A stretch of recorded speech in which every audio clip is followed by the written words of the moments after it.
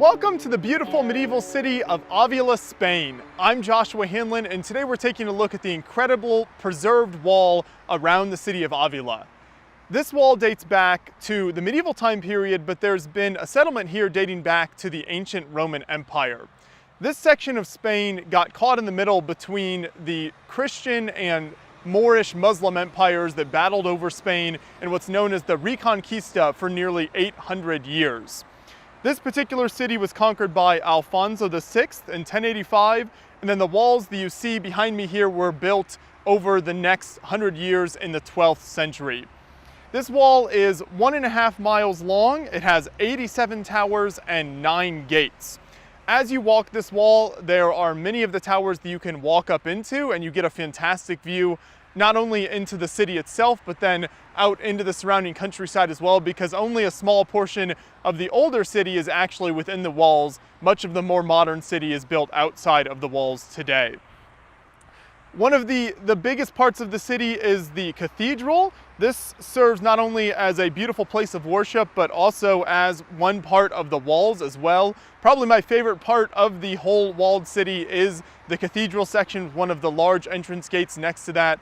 This was a really incredible, very defensive area that looks very intimidating for any potential attacker here, because this area was fought over heavily and changed hands different times over the centuries as the Moorish kingdoms from North Africa would come up and try to take the Iberian Peninsula, and then the Christian kingdoms would come down south and try to reconquer that land.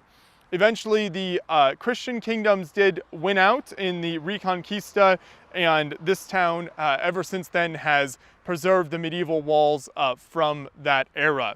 There are fantastic views over the city, as I said, so that's one of the highlights of walking these walls, is you get to see all of the different buildings, and you get a very different perspective on the wall itself too. When you go to a higher portion of it, you can look out and see the lower portions, because it goes up and down with the hills and the changing countryside as well.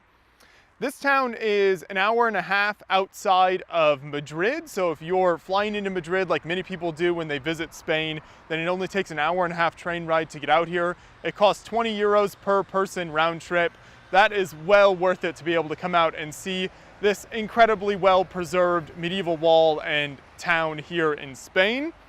There's an audio guide while you walk the wall, but all of the signage is in Spanish, so if you haven't done some research online or kind of read up on it ahead of time, it's not always easy to know exactly what part of the wall is which and kind of what happened where, but you can still get a great sense of the history of this place as you walk the wall, and then you can come outside the wall as well, like I am right now, and you can get a totally different perspective on it, standing at the base of it and looking up and seeing this massive medieval fortress.